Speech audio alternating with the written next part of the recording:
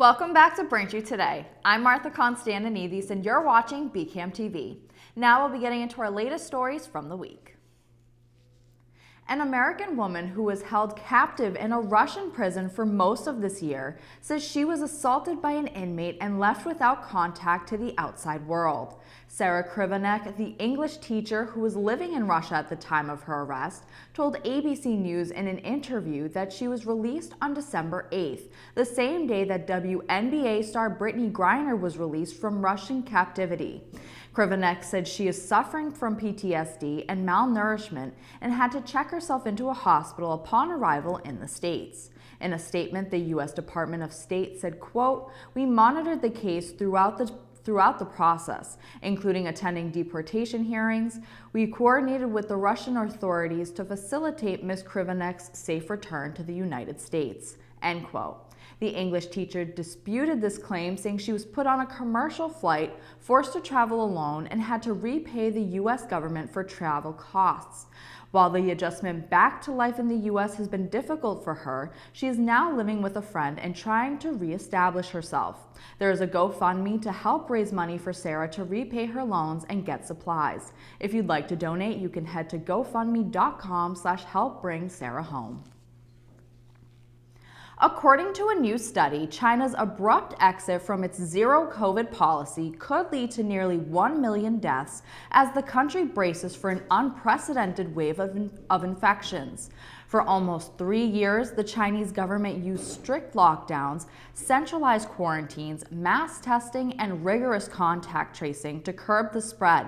This costly strategy was abandoned earlier this month after a string of protests across the country against restrictions that have upended businesses and daily life. Experts believe the country is underprepared for such a drastic exit, having fallen short on boosting the elderly vaccination rate, upping intensive care capacity in hospitals, and stockpiling antiviral medications. According to projections from professors at the University of Hong Kong, under the current conditions, a nationwide reopening could result in up to 684 deaths per million people. Given China's population of 1.4 billion people, that would amount to a little over 964,000 deaths.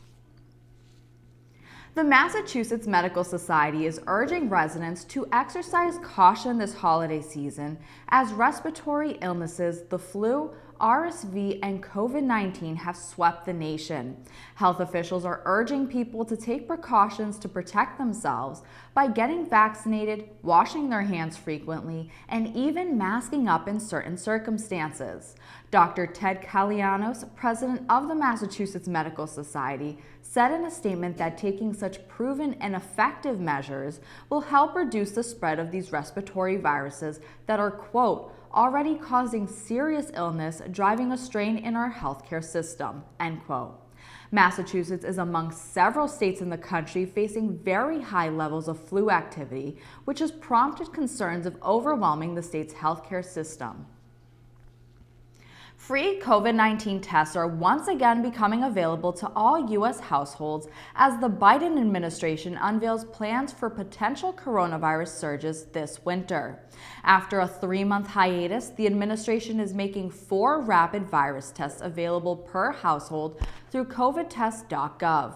COVID-19 cases have shown a marked increase after the Thanksgiving holiday, and further increases are projected from indoor gathering and travel around Christmas and New Year's. A White House official said the new tests would come from the national stockpile, which still has reserves after the administration shut off the at-home testing program in September. Tests started shipping out to residents on December 19th. Thanks for watching Braintree Today. We'll be right back with more after the break. If you're 50 or older, it's important to stay up to date on COVID vaccines. Boosters greatly reduce your chance of severe illness, hospitalization, and death, and are an important defense, even if you've already had COVID. Schedule your appointment today at mass.gov/COVID booster. Welcome back. The Braintree Police Drug Control Unit executed a search warrant at a commercial address on Mill Lane in Braintree on Friday and found an illegal THC edible and gummy operation. The found candies contain the active ingredient in marijuana, THC, and were both illegally manufactured and packaged in the commercial space. Police said the town has no information on file related to business at the address and that the owner of the property is not involved. Detectives estimated the street value of the gummies ceased to be well over $100,000. Police didn't identify the suspects, but several people will face charges, including manufacturing a Class D drug and marijuana trafficking. Braintree police clarified that without regulation, edibles made illicitly could contain much higher amounts of THC, which can increase negative side effects. This also includes the sale of unregulated oils and edibles, which can contain other toxic contaminants and be dangerous to the health of users. The Braintree Town Council met on Tuesday night to discuss the petition on Officer Ryan McHugh's retirement. Some opposing views were expressed during the meeting. Here's more from Mayor Charles Kokoris and Braintree Police Chief Mark Dubois on this petition. I rise in support of my request for the retirement of Officer McHugh. I had the pleasure and privilege of appointing Officer McHugh as a selectman many years ago, and have watched him develop into a fine officer over the years until the tragic events that occurred on May 5th, 2017 at Motel 6. My position on this issue is apparently very unpopular, and it's not intended to be. I feel very strongly about supporting all the police officers as one of my primary duties, and I feel like I do that daily. But I'm also, in this particular case, I'm looking at all the police officers and the potential future issues that we're going to present to the board and to the council, and I'm looking forward to those potential requests as well as this one that's before you. If you want to watch the full meeting, you can watch it on our YouTube channel in our Braintree Town Council playlist.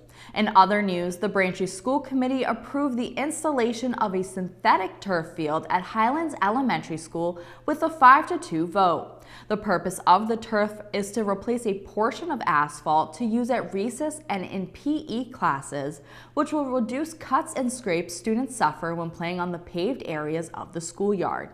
Vice President of the Highlands PTO, Richard Inglis, who said the group has been working on the idea since June, presented it to the board in the beginning of December. Inglis shared that the organization Boston Turf and Fleming Bros offered to cover the $100,000 cost of installation and labor. Then the Highlands PTO will raise $45,000 for the materials for the 75 by 100 foot field. The group hopes to have the field in place by next year. Members of the Braintree High School chapter of Students Against Destructive Decisions have been awarded the top regional prize in the National Red Ribbon Week photo contest. This is their 6th time in the past 7 years winning the contest.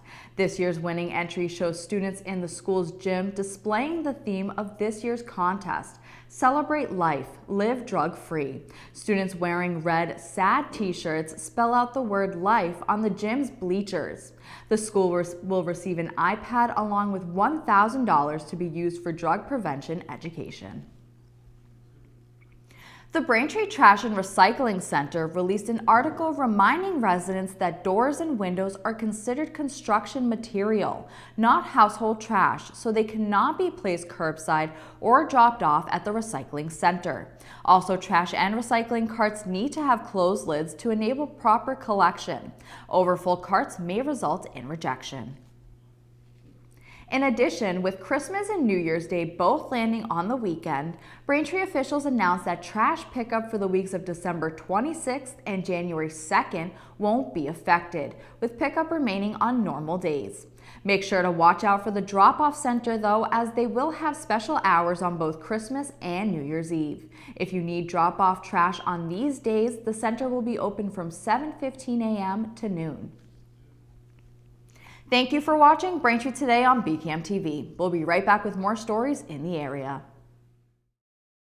Bill O'Donnell, Register of Deeds for Norfolk County.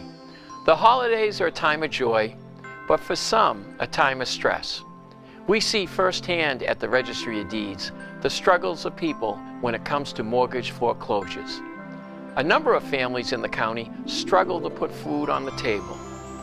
Realizing that 1 out of every 9 Massachusetts households is considered food insecure, the Registry of Deeds continues to hold its annual holiday food drive to benefit struggling families here in Norfolk County.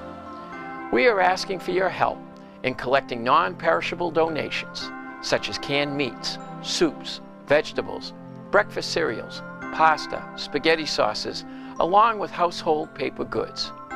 To make a difference this holiday season, all you have to do is drop off a donation to the Registry of Deeds lobby, located at 649 High Street in Dedham, between the hours of 8 a.m. and 4:30 p.m., Monday through Friday. If you cannot get to the Registry of Deeds, please check our website at www.norfolkdeeds.org for a food pantry location in your community. Donations are needed throughout the year. Working together, we can truly make a difference. Thank you. Welcome back to Braintree Today. Now let's get right into more stories. Last week, the MBTA announced its winter schedule, which has implemented a handful of cuts in spots across the T's bus network while ramping up service in other areas. The schedule has also extended a period of reduced service on MBTA subway lines several months after major reductions earlier this year. In their announcement, T officials said, quote, "These service changes aim to support these new travel patterns by focusing on all-day travel, off-peak travel, and weekend service," end quote. The T ultimately trimmed service on 9 bus routes across its bus network, while 3 routes were seeing increases in service. The T has also changed departure times on dozens of other routes while rerouting 3 buses. You can visit mbta.com/servicechange/winter2022 for more information.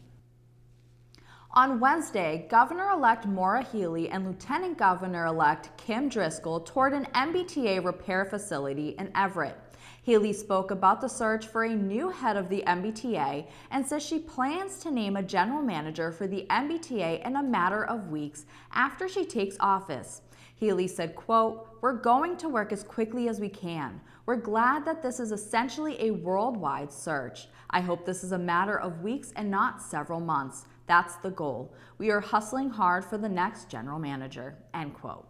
The current MBTA General Manager, Steve Poftak, announced plans to step down on January 3rd. Governor Charlie Baker will appoint an interim GM, and it will then be Healey's job to appoint a new leader for the Transit Authority. The words "We want a white principal" were found on a tile inside of a stall at a Quincy High School bathroom this past Thursday. Principal Keith Ford, who is the school's first Black principal, wrote in a letter to the community that, quote, "This graffiti was threatening to me personally as well as other members of the school community," end quote. Ford started as principal of North Quincy High School in September 2021 before moving to Quincy High School for the 2022-2023 academic year. Ford continued to say in a statement, quote, "I cannot emphasize strongly enough that this vandalism and hateful behavior will not be tolerated. Students and staff have the right to be in a school environment that feels safe and affirming," end quote. The graffiti has been removed and an investigation is underway, including checking cameras around the bathrooms. The holidays are here, and if you're looking for some fun this weekend, here are some attractions you can still check out. First is the Edaville Family Theme Park in Carver, which will be running their Christmas Festival of Lights until January 1st. During their festival, people can check out the theme park's holiday displays and explosion of lights. Children can also use the park's vintage amusement rides. For more information, check out edaville.com. Then, Gillette Stadium is still offering their mile-long drive-through light show that showcases theme light displays from November 18th to December 31st. The event, Magic of Lights, has multiple attractions including Bigfoot monster trucks, the Snow Flurry Tunnel, and a 32-foot animated Barbie. Magic of Lights is open daily from 5 to 10 p.m. Get tickets now at magicoflights.com. Thanks for watching Braintree Today. We'll be right back with more in entertainment. Stopping smoking, vaping, or using other tobacco or nicotine products takes time and courage. Calling 1-800-QUIT-NOW is a great first step. Get connected to a trained Quit coach by phone or online. They'll share ways to curb cravings, handle life's big and small stresses, and tackle relapses with you. No lectures, no judgments. Reaching out and getting support can double your chances of quitting. So, take the first step. Call 1-800-QUIT-NOW or enroll online at mass.gov/quitting. Welcome back to Braintree Today. This weekend, we're sure you're going to want to watch some holiday classics to get into that holiday spirit. Here are some favorite holiday movie recommendations and where you can watch. First in entertainment is How the Grinch Stole Christmas, and yes, we mean the 2000s version with Jim Carrey, which is obviously the best version. How the Grinch Stole Christmas is a live-action adaptation of the beloved children's tale by Dr. Seuss, telling the story of the Grinch, a who's, more of a what, who decides to ruin Christmas for the Who's of Whoville.